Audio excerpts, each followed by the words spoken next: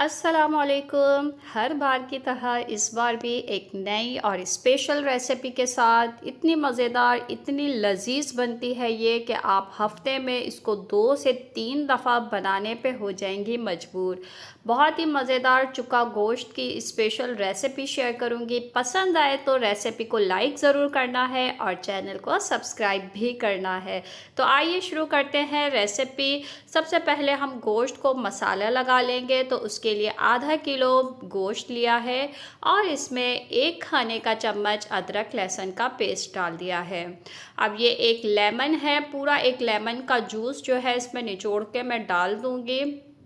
और साथ ही इसके अब 1 चाय का चम्मच इसमें हम डालेंगे नमक, 1 चाय का चम्मच भुना पिसा सफ़ेद ज़ीरा ये डाल देंगे और साथ ही 1 चाय का चम्मच कुटी हुई लाल मिर्च। मिर्चें आप अपने हिसाब से कम ज़्यादा कर सकते हैं। 1 चाय का चम्मच पिसा धनिया, आधा चाय का चम्मच काली मिर्चों का पाउडर और आधा चाय का चम्मच हल्दी। ये मसाले पूरे हो गए। अब इसमें जो है 200 ग्राम फेंटा हुआ दही डाल देंगे और 2 दरमियाने साइज़ की प्याज जिनको मैंने इस तरह स्लाइस में काट लिया है। इसमें प्याज थोड़ी सी ज़्यादा जाती है क्योंकि ग्रेवी जो है इसकी बहुत ही ज़बरदस्त और बहुत ही गाढ़ी बनती है। सारे मसालों को मिक्स कर लेंगे गोश्त के साथ अच्छी तरीके से। प्याज के भी लच्छे आपने अच्छी तरह मिक्स करके खोल लेना है। ये मसाला लग गया है। यहाँ पे हम गोश्त को जो है मैरिनेट नहीं करेंगे, इसको हमने मिक्स करके फ़ौरन ही पका लेना है।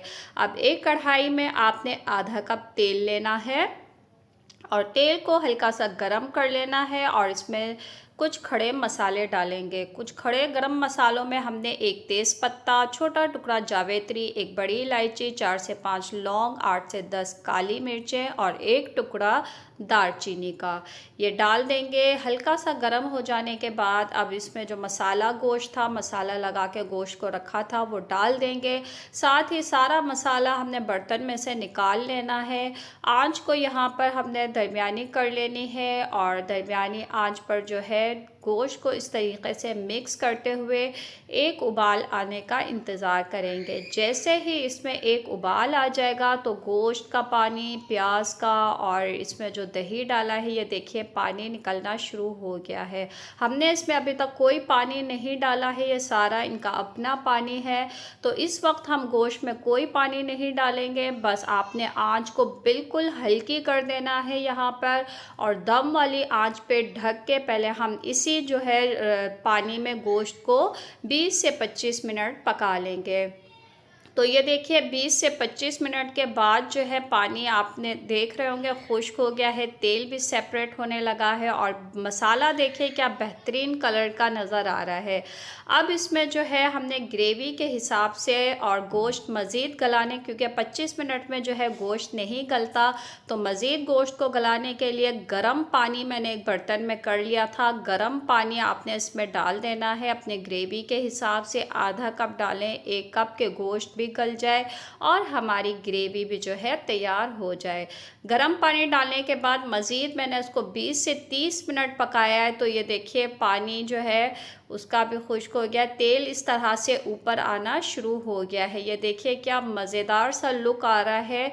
और ग्रेवी चेक कीजिए, ग्रेवी कितनी गाढ़ी गाढ़ी नज़र आ रही है। इतना लजीज होगा, आपने एक दफ़ा इसको ज़रूर बनाना है।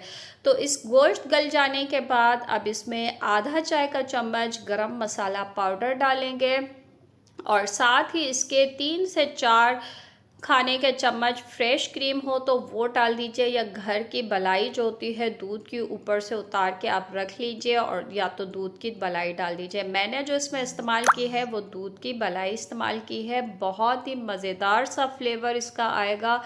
और अब जो है सारी चीज़ें डालने के बाद आपने इसमें साबुत हरी मिर्चें और कटा हुआ हरा धनिया डाल के क्रीम के साथ आपने इसको भुनाई करनी है 1 से 2 मिनट और गर्मा गर्म पेश कीजिए चुक्का गोश्त की। ये रेसिपी जो है ना आपके दिल, घर वालों के दिल जो है ना दिल पे छा जाएगी।